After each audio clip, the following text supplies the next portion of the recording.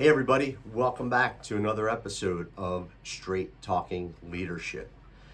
You know, we have about 3 weeks left in the year, and you may already be thinking about what are my goals, what are my New Year's resolutions for 2022? And that's a great first step. But unfortunately, most people fail to achieve those New Year's resolutions or those annual goals because they don't properly plan and execute on them. So before we get started, tell me if one of these scenarios sounds familiar to you. This year, I'm going to set a goal of losing weight. Or this year, my goal is to start my own business. And then by the end of February, middle of March, you're realizing that the scale's not moving and that you're nowhere closer to starting your own business. So you passively abandon these goals. That happens far too often. So let's talk about how to change that. First thing I want you to do when you're thinking about your annual goals, your New Year's resolutions, these should be things that move you forward as a person. It's something that you develop over the course of the year. Now, I don't want you to go too crazy. I want you to limit your list to maybe 5 or 6 impactful things. And then when you define what those goals are, I want you to be laser focused. They need to be discrete. They need to be objective. And they should also be measurable.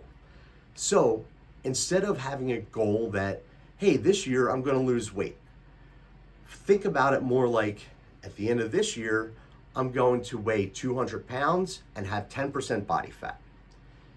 Instead of having a goal that I'm going to start my own business, think about this year, I'm going to start a custom furniture business and I'm going to earn X amount of revenue by the end of the year. When you add specificity to your goals, it helps them to become more real and also more achievable. Now, once you have your annual goals defined, the next step here is to break them down into bite-sized pieces, into chunks. What I like to do is break out my annual goals into 90-day increments. It's easy, there are 4 of them in the year, and you can really measure and track your progress. So if we're taking the example of I'm starting a custom furniture business this year, my first order of business is going to be between January and March. What are the most important action items that I need to get done in order to be closer to achieving that goal?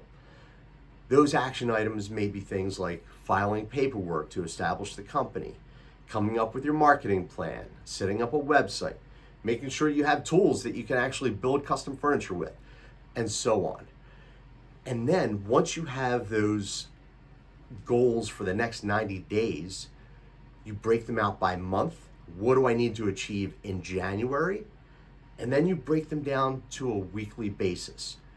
Your goal here in achieving your annual goals and your New Year's resolutions is to make continuous progress throughout the year. And by working a little bit at a time, being very deliberate, by the end of the year, you look back and you've achieved all of these things because it didn't seem so insurmountable. Now, once you get to the end of that first 90 days, now you repeat the process for the next 90 days. You evaluate, what did I accomplish? Did I hit all of my targets? If I didn't, what do I need to change? Now what has to happen between April and June to move me to the halfway mark of achieving these goals?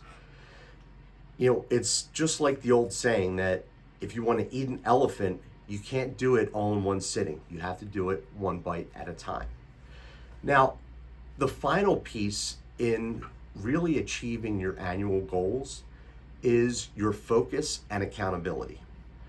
So what you want to do on a regular basis is review what those annual goals actually are. This way, Your main objectives are always part of your thinking. You'll see things out in the world that correlate to these annual goals because you're keeping them top of mind. You also want to maybe share your goals with your spouse or your significant other or a close friend who's going to keep you accountable and make sure that you're staying on the path to achieving these goals. The way that I like to do it is I keep my goals visible in my office so they're there to see all the time. I also share my annual goals with my wife and my kids. I ask them to check in with me on my progress, and I also ask them to call me out if I seem to be making decisions that will not help me to achieve those goals. So let's do a quick recap. When you're setting your goals for the year, just have a handful that are going to have a big impact on moving your life forward. Make sure that you define them so that they're specific, so that they're discrete, so that they're measurable, and so that they're objective. Once you have them laid out for the year, break them down into 90-day chunks and start reverse engineering your most critical action steps so that by the end of the year, you have some success with your goals and achieving them.